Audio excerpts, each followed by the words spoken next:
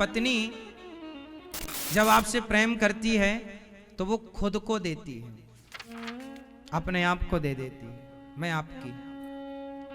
पति जब प्रेम करता है तो वो क्या बोलता है, मैं तो तेरा ही हूं, खुद को दे दिया उसने। क्यों जी? जहां प्रेम होता है ना वहां वस्तु नहीं दी जाती, ये तुम ले लो। क्यों जी?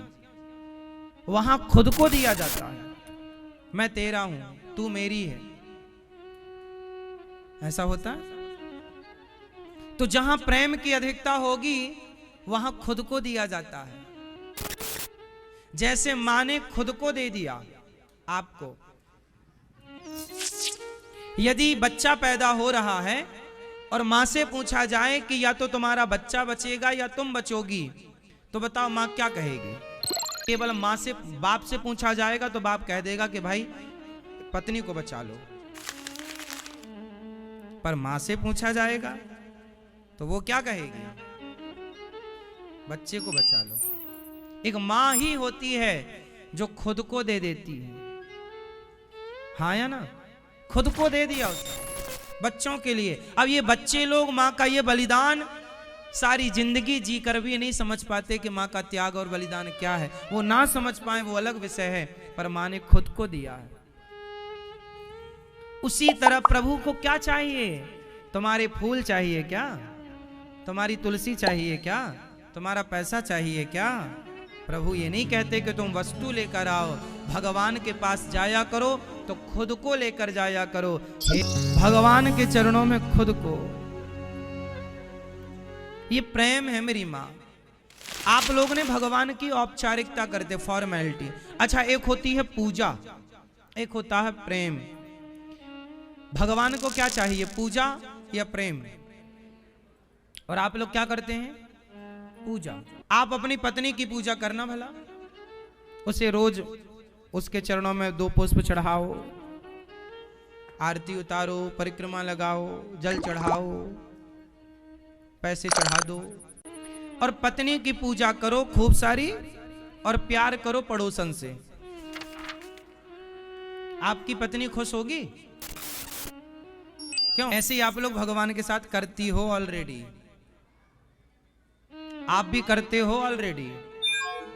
आप पूजा तो भगवान की करते हो, पर प्यार संसार के लोगों से करते हो, पत्नी से, पति से, बेटी से, बेटा से, परिवार से। और पूजा भगवान की और प्रेम संसार से। भगवान कभी नहीं कहते कि मेरी पूजा करो, भगवान कहते हैं मुझसे प्रेम करो। जलेबी मीठी होती है या नहीं? हाँ या ना? जलेबी मीठी नहीं होती, चाशनी मीठी होती। जलेबी की क्या ताकत के वो मीठी हो जाए? मीठा कौन होता है? चाशनी। जलेबी को चाशनी में जब तक डुबाया ना जाए तो जलेबी मीठी हो सकती है? उसी तरह पूजा है जलेबी और प्रेम है चाशनी। जब तक पूजा को प्रेम की चाशनी में नहीं डुबाया जाएगा तब तक वह पूजा ग्रहण करने योग्य नहीं है। अंदर का विषय है, बाहर का विषय नहीं। रोना सुख है या दुख है? तो आप समझो, रोना भी 2 तरह का होता है। आपका पति आपको डांट दे, कुछ कह दे तो आप रोती हो, तो वो रोने में सुख मिलता है कि दुख? जोर से।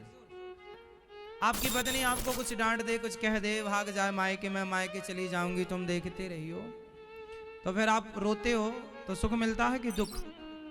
हाँ? दुख। दुख। दुख मिलता है ना। भूख लगी है और रोटी भी नहीं है, घर में खाने की रोटियां भी नहीं है और कोई जुगाड़ नहीं है, तो आदमी रोएगा। और रो के बच्चे चिल्ला रहे हैं माँ भूख लगी है, पर माँ के पास तो कुछ है ही नहीं देने को, तो माँ रोएगी। तो वो रोना सुख है या दुख है? वो रोना दुख है। वो रोना दुख देता है। लेकिन एक रोना है जो सुख देता है, सबका दुख। कौन सा दुख? प्रसव। प्रसव की पीड़ा। जब स्त्री को प्रसव का पीड़ा दर्द होता है, प्रसव मतलब बच्चा पैदा होने का दर्द। दर्द नहीं होता तो डॉक्टर दर्द के इंजेक्शन लगाता। दर्द अच्छा है, दर्द आएगा तो बच्चा होगा। रोती है स्त्री, लेकिन इस रोने में दुख नहीं होता। लेकिन फिर भी संसार की प्रत्येक स्त्री ये दुख हंसते हंसते उठाना चाहती है। ये रोना भी हंसते हंसते रोना चाहती है। इसी प्रकार हर रोने में दुख हो सकता है, पर भगवान के लिए रोने में सबसे बड़ा सुख है। इसलिए भगवान को पाने के लिए रोया करो। पानी चढ़ाना सरल है, इसलिए आप चढ़ाते हो। आंसू चढ़ाना कठिन है। बताओ आप कितनी बार आंसू चढ़ाए आज तक? आंसू सरल होते ना तो रोज ना बहते तुम्हारी आंखों से। आंसू बहाना कठिन है मेरी माँ। संसार के लिए रोना तो बहुत सरल है। आपके 100 रुपए गिर जाएं तो आप रोने लग जाओगी। आपकी चप्पल कोई चुरा के ले जाए तो रोने लग जाओगी या रोने लग जाओगे। मोबाइल गिर जाए तो रोने लग जाओगे। लेकिन भगवान के मंदिर जाना, लोटा में जल मिल जाए तो चढ़ा देना बहुत सरल है। प्रेम के आंसू चढ़ाना बड़ा कठिन है साहब। सरल होता तो चढ़ाना देते आप लोग। जब बिना रोए तुम्हें बेटा नहीं मिलता तो बिना रोए तुम्हें भगवान कैसे मिलेंगे? पागलों की तरह क्यों सोचती हो?